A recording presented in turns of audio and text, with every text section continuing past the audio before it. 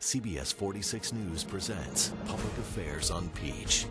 And good Saturday morning to you. Welcome to Public Affairs on Peach. I'm Bobby Capel. Today, 130,000 Georgians 65 and older are suffering from Alzheimer's disease, and it's estimated that by 2025, that number could soar to 190,000.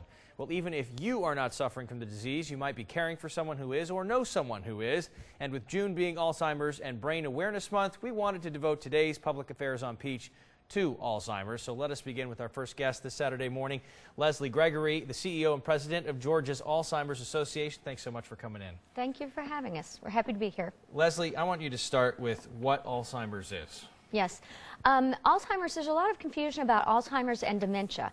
And the way I like to describe it is dementia is an umbrella, and underneath that umbrella are the various types of dementias. And the single most commonly diagnosed type is Alzheimer's disease. It's much more than memory loss. It is a progressive disease of the brain that destroys brain cells. It causes problems with not only memory, but also thinking, reasoning, and behavior. And ultimately, it is fatal. It's devastating to be around as well, because it's a slow erosion sometimes when you see your family members doing that, right?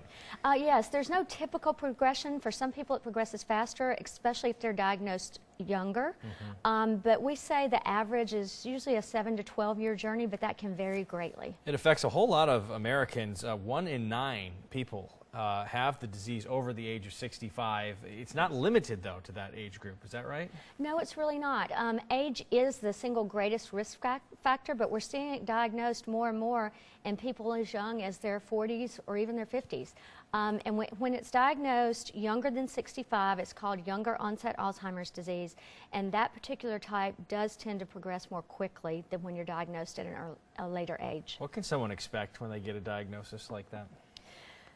We like to say if you've seen one person with Alzheimer's disease, you've met one person with Alzheimer's disease. There's nothing really typical about this disease because it is much more than memory loss. It affects behaviors, reasoning, decision making, that kind of thing.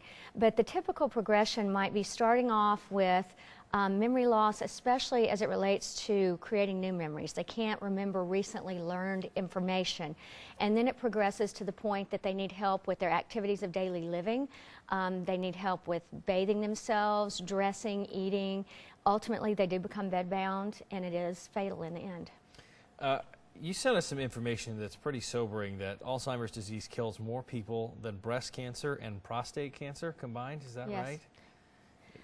I don't think many people know that. No, I don't think they do either. I think a lot of people don't really realize this is a fatal disease, but it is, and it's also the 6th leading cause of death in our country. So if you look at the other ones in the top 10, their numbers are going the right way, meaning the numbers of deaths are decreasing. But for Alzheimer's disease, those numbers of death are drastically increasing. All right, let's talk about warning signs. What can people expect if there are concerns that this could be a possibility for them or a loved one? Sure. If they go on our website, alz.org, they can click on a link for the 10 early warning signs, and I'll be happy to share some of those with you. The most obvious one obviously is memory loss. And how do you know specifically that that could be an Alzheimer-related issue versus just, man, I am really starting to lose my memory at the age of 65. Sure. It's memory loss that affects your daily living. And one of the things we see most frequently is people can't store new information, so they might ask the same question over and over and over again. But it goes so much farther than memory loss. Another one is difficulty in planning or solving problems. Let's say, for example, your mother is having trouble balancing her checkbook or paying her bills. That might be a sign. Also, difficulty completing familiar tasks, things that she's been doing for years and now suddenly she can't do. One that people really don't think about is confusion with time and place. They might not know what time of day it is, what day of week, what time of the year it is. Another interesting one is trouble with visual images and spatial relationships. Meaning what? A good example might be if you notice your loved one is stumbling a lot more, or their gait changes, or your mom goes to put her coffee cup down and misses the table. She might be having trouble with her depth perception, and that could be one. Other ones might be problems with speaking and writing. And we've got a list of some of these on your screen as you go over them. Go ahead. For example, my mother is an avid reader, has always been. If suddenly she were to stop reading because she wasn't able to follow the book anymore, that might be a sign.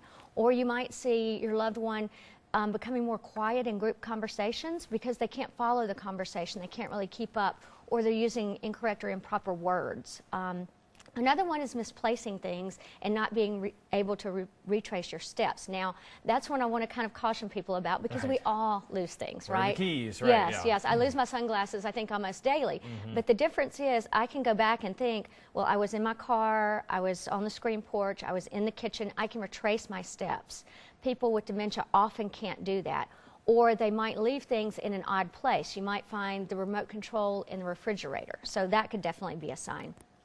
What about some of the things that can help in a situation like this? I've heard yoga before, the brain exercises, brain foods. Sure. Tell me about some of those. Are they myths? Do they work? Sure. There have been some studies that indicate that exercise can help. It tends to help possibly delay onset of symptoms or maybe slow down the progression of those symptoms. And it needs to be regular exercise and it needs to be aerobic exercise. Now, we don't have any research yet that can pinpoint exactly how much exercise you need to do a day and exactly which type, but we know there is some relationship there. The same with the diet thing.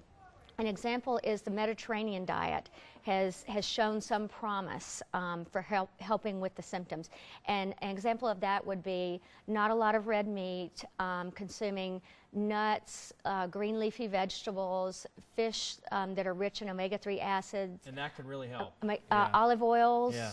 Yes, that kind of thing. That can help. We don't know exactly why, but we do know that there is some benefit there. We tell people whatever's healthy for your brain, for your heart, is also healthy for your brain.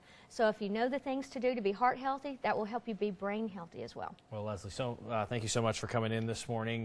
This is just the beginning of our coverage of this for the entire show we've dedicated to Alzheimer's disease. Coming up, if you or a loved one has been diagnosed with Alzheimer's or dementia, where you can get more information. We have that after the break.